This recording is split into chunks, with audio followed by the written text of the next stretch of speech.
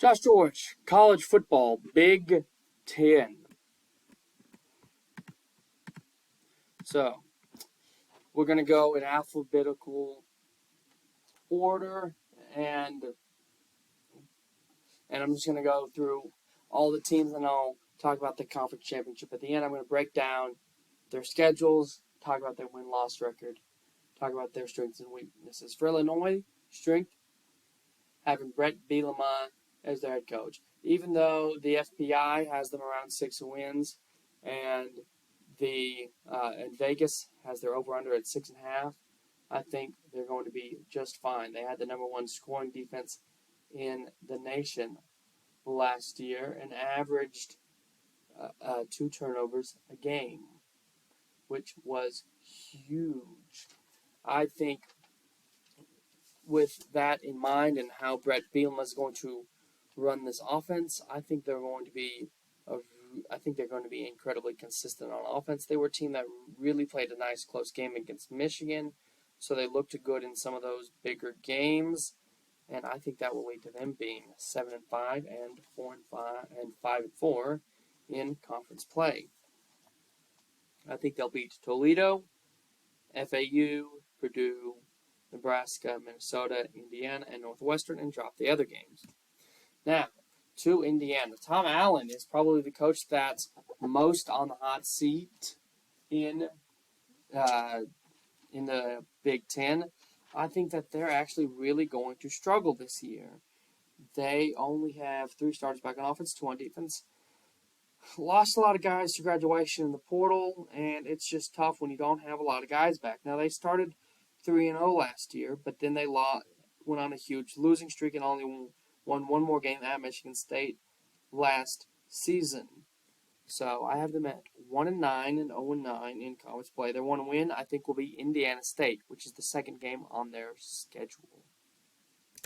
Now to Iowa.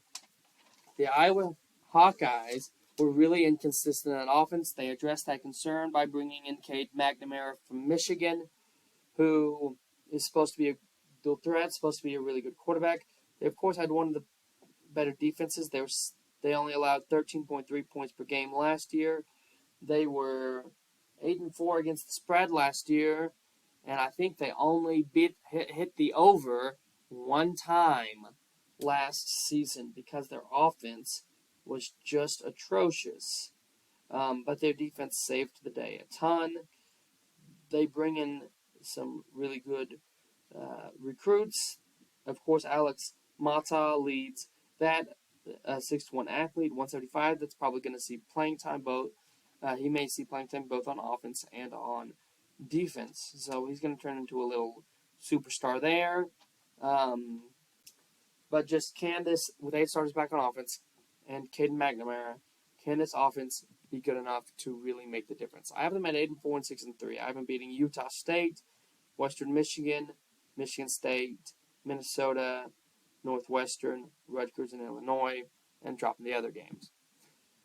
Maryland, who has Tulia Tunga Vailoa. Yes, he's still quarterback, and I believe he's a COVID senior, and he just hasn't quite lived up to the hype of his brother. Of course, they do have plenty of guys around him. Talent-wise, he's going to really rely on Roman Himbai at running back, who's a 6', 200-pounder, going to be pretty solid there. Likes to run through guys, not around guys, kind of a guy. So they're going to be decent there. And I think their offense, they were 54th in total offense. I think they break into the top 50, maybe around that 40 range. And then their defense was 41st and 41st in the nation, as they were 23 and allowed 23.2 points per game. I think they break into the top 30. I think they're a lot better. I think this is one of the most consistent Maryland teams we've seen under Mike Locksley. I have them 8-4 and 5-4 in conference play, beating Townsend, Charlotte, Virginia, Michigan State, Indiana. Great start, by the way. That's all in a row. Illinois, Northwestern, and Rutgers, and dropping the other games to be 8-4 and 5-4. Now, Michigan. Michigan had one of the weirdest playoff games in all of college football last year as they lost 45-51 against TCU. They were one of the best defenses in the country. One of the few teams that have a top 10 offense and a top 10 defense. And, of course, they host, their schedule's huge. They go to Penn State, but if that's an 11 o'clock game on big noon kickoff, it won't be the whiteout. So you're probably going to win that game. As I'll talk about Penn State and how they struggle against Ohio State and Michigan later on. And then you host Ohio State. You get some cupcakes in the non-con, ECU, UNLV, and Bowling Green. And then you start conference play with Rutgers, Nebraska team that's trying to find themselves still under Matt Rule. Tough game at Indiana, and then a Michigan State game. That's a rivalry game. And then you go to Maryland. You get to host Purdue, which is a team that I think would be one of those tough road games, but at home in the big house. I have them 12-0 and 8-0. And a lot of that goes to that schedule and just how consistent this team is and how much I think of Jim Harbaugh and his quarterback, JJ. So there you go, now Michigan State. Now, is Mel Tucker on the hot seat? What if I told you this Michigan State team will be 4-8 and 2-7? Look, their team, that was one of the most inconsistent teams last year. They only have 4 starters back on defense. Tucker's a guy that's really trying to emphasize defense, but they were 100th in the nation in total defense, -4 in turnover margin, so not very successful there. Now, how good will Noah Kim be at quarterback? That's a huge question mark. That's why I have him 4-8 and 2-7. I have him beating Central Michigan, Richmond, Rutgers, Indiana, and yeah, those are their 4 wins and 2-7 in conference play because they're going to lose the other ones. Minnesota, PJ Fleck and row the boat.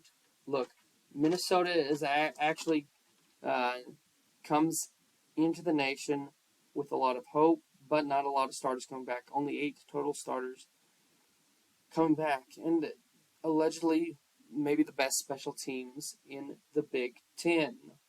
And a lot of that is due to Greg Harbaugh Jr., who is going to be coordinating part of the special teams. So, huge factor there. Take that for what you will. I think that leads to a lot of hope. And a team that only allowed 13.8 points per game. So they've got a great defense. They've got that row the boat mentality still. They're still that team. I have them 6-6 and 4-5. I just don't think that they've got quite the talent to keep up with everybody in the Big Ten just yet.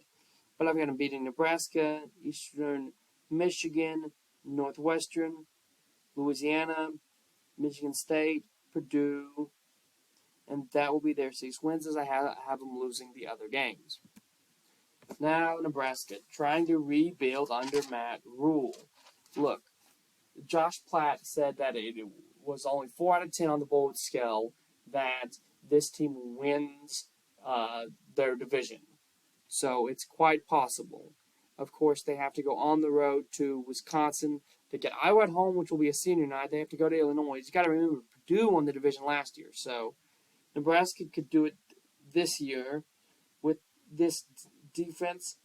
Matt Rule said one of the first things he's emphasizing is defense and bringing back that black shirt mentality, which I think is huge to Nebraska becoming Nebraska. But I think they have 2 tough road games to start the schedule.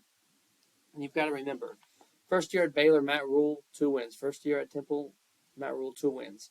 But they turned around. So this team could be a college football playoff team next year. With the 12-team expansion, absolutely. They could absolutely be one of the top 12 teams in the nation next year. But I have them 6-6 and 4-5, which is better than they ever did under Scott Frost. I have them losing to Minnesota and Colorado, beating Northwestern and Louisiana Tech, losing to Michigan, Illinois, beating Northwestern, losing to Purdue, beating Michigan State and Maryland, losing to Wisconsin, and then winning that senior night to go to a bowl game. Northwestern. Look, Pat Fitzgerald has struggled navigating the new world of college football. He's been a really good staple at Northwestern and of college football. But he's one of those coaches that he might be, his seat might be getting extremely hotter as he's struggled the last several seasons. With only 3 starters back on offense, and he's 110 and 101 in 17 seasons. And these last 3 seasons have been his worst seasons of all, and he really doesn't have any flashy named playmakers this season. I have the Wildcats 2-10 and 1-8 in conference play. Their only 2 wins I have being at Rutgers and at UTEP. And after winning only 1 game last year, and it was on the road, or not on the road, and it was against Nebraska in a Week 0 matchup. I just don't see how you can win 1 game or 2 games, and it'd be your first couple of years, and then the first couple of weeks, and then spending the rest of the year losing, and you don't end up firing your coach. He's a legend, and he was a great coach at the game, but it might be time for him to go. Ohio State, the Buckeyes. Look, the Buckeyes are supposed to be really good under Ryan Day. They might have the best defense and the best offense in the conference. How are they going to replace their quarterback? Well, Kyle McCord is supposed to be a mighty man. And, of course, he has 7 starters around him back on offense and the best wide receiving core in the nation and probably the best second best tight end in Cade Stover and best wide receiver in Ibuka. So they're going to be pretty good.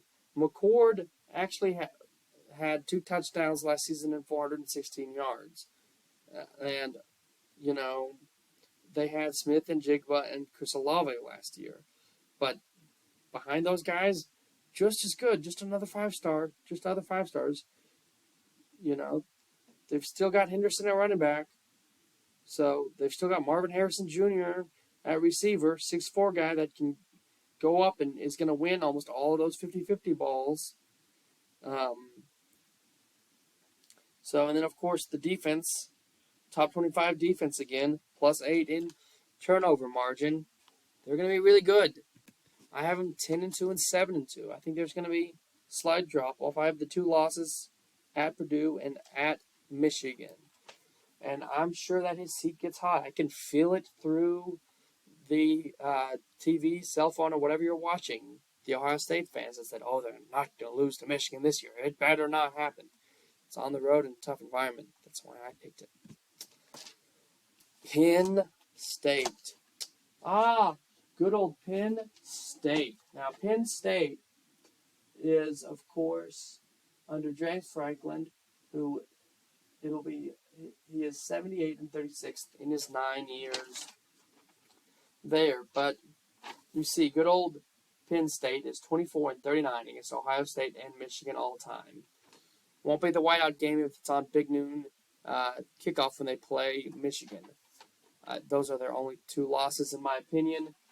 Their quarterback, Drew Aller, best caliber quarterback that they've ever started at Penn State. They've got great running back, great line. 4 of their 5 linemen return. They all have experience at high college football level.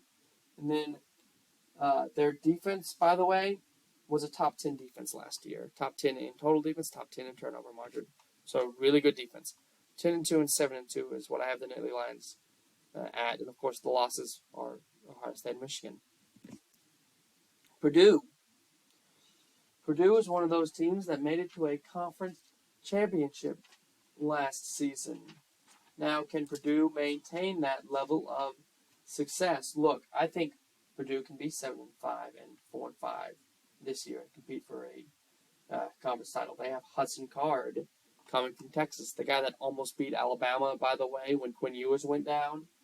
So, yeah, he's a game manager who has a lot of talent. Probably a super underrated guy. And, of course, I think him and TJ Sheffield are going to be a really good combination together. And like I said, 7-5 and 4-5. I've been beating Fresno State, Virginia Tech, Syracuse, Ohio State, Nebraska, Northwestern, and Indiana, and dropping their other games. So those are their 7 wins.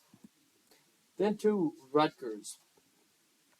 Rutgers are always going to be a competitive team, especially under Greg Schiano. Um, he's only 80 and 89 at Rutgers, but he's kept them formidable, especially in this era where your roster just turns over and turns over and turns over.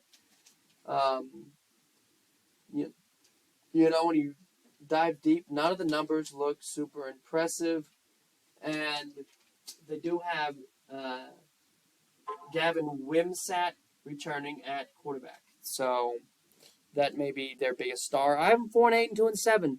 They were a 4-win team last year, always seeming to find a way to win games, in the weirdest spots. I have them beating Virginia Tech. I have them beating Wagner. I think they'll find a way to beat Wisconsin and Indiana, and that's a 4-8, 2-7 team that you're like, how did they win that game? There's always one of those, how did that team win that game? I think their win over Wisconsin is going to be, how did that team win that game this year? Now to Wisconsin, the Badgers, a team that a lot of people expect to make it to the conference title this year. They're going to start the year in the top 25. It's supposed to be well-rounded. Luke Fickell and Phil Longo going to try to air it out with Tanner Mordecai.